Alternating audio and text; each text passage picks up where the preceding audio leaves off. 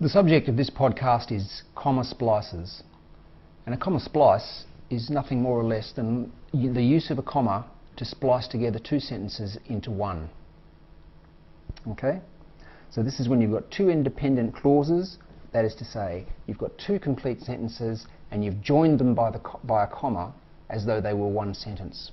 Okay? And that's not a legitimate thing to do. And when you're working as a proofreader, increasingly it seems, you've got to look out for a single sentence that really should be two sentences and has been joined by a comma, and as we'll see in a later podcast, one sentence which has been broken into two, one of which is a fragment of a sentence. So let's consider these two sentences here.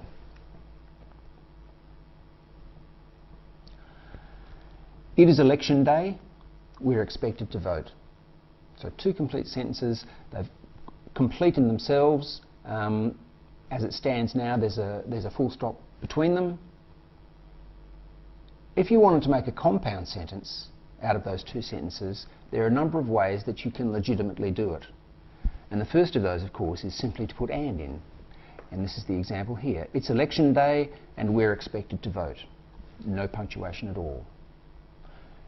Alternatively, you could use a semicolon if you didn't quite want that finality, or the finality of that separateness between the two sentences. You could say, it's election day, semicolon, we're expected to vote. Or it's election day, semicolon, and of course we're expected to vote.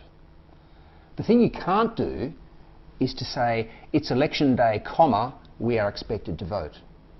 Okay? So in effect you've got two complete sentences that have been joined together there. A comma has been put in the middle of them, and that stands out in any piece of writing as a poor use of punctuation. So never use a comma in that way to splice together two sentences that are either kept separate and separated by a full stop, or that are joined either by a conjunction and or possibly by a semicolon. And that's the comma splice. It's extremely common in the writing that I get in essays and other pieces of work that we have to look at, and it's something that we need to work hard to eradicate. And it's certainly something that you'll need to work hard to identify when you start work as a proofreader. So watch out for that one.